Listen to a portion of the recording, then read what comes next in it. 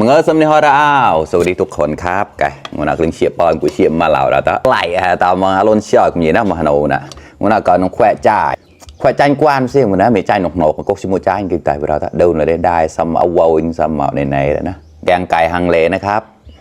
มากินด้วยกันเลยครับแล้วก็เนี่ยกาแฟเจ็บนะแกงกระเจี๊ยบโซดาเนกเลยขอรอเข้ามากัน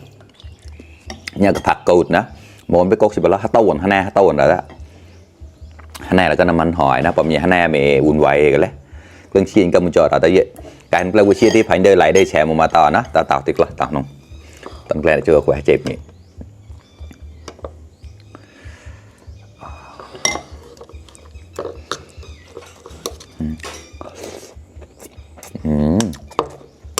ขอแล้วละแชร์มาครับnhà nem xăm bòn cho luôn đó xăm bòn xăm cờ đấy nha bòn chạy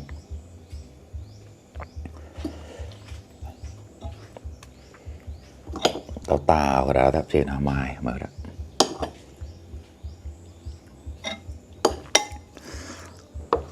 nhà mai đây là mà khắp cầm tô mọc tốt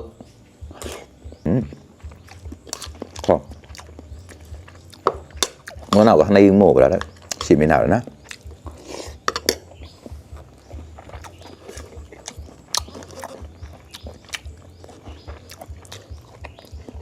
thêm đi nhỉ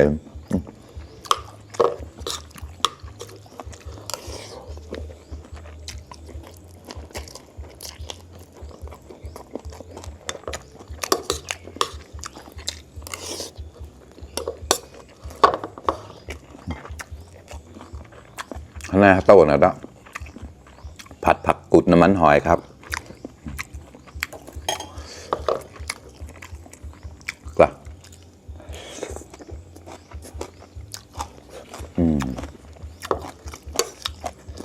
อร่อย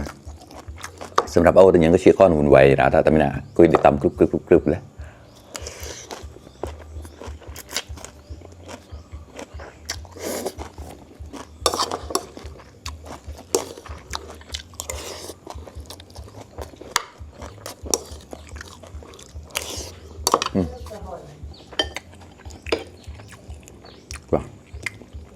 những cái buổi chia pon cái mình cho đã thấy vậy không khó lâu nè cả đâu là một mai được tao nhận một ngàn nó khai ra tao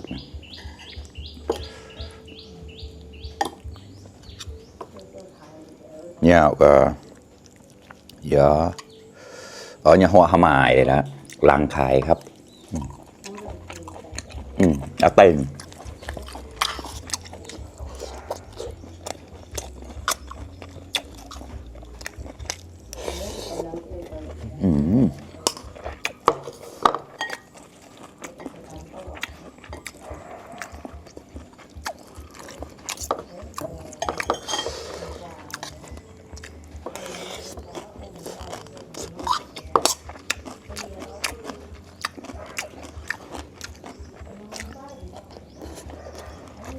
ก็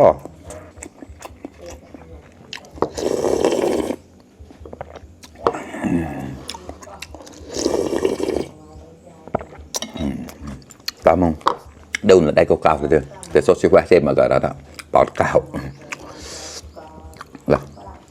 พอเดินชิวะเลยเดินได้ประมาณเดิมผมอีกหลายเดินชิวะเก่าหลายนะได้มั่วชิวะได้và mẹ tại cho bấm nào lại tầm mà cả nó mẹ đại lành lành cái thì chịu quá xong chịu cả sẽ thì điểm tại chọn rồi đấy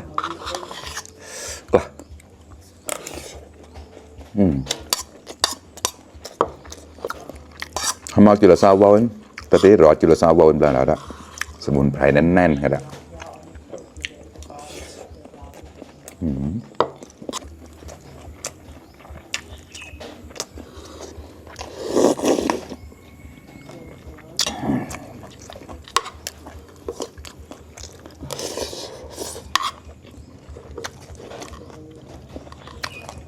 มันเอาเนื้อเชื่อกันเดียว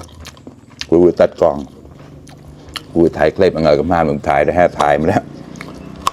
อร่อยรองัวรออารมณ์เชื่อติกุยฮัตต้อนดาวะตามมังกรมีนะแม่ลูกเสียงเลยซะกลมซาโลนในปังกาเลย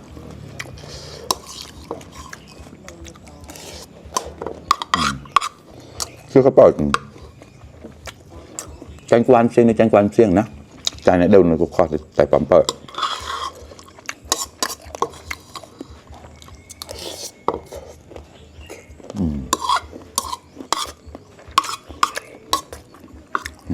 ปอนเนี่ยใส่ครับโอ้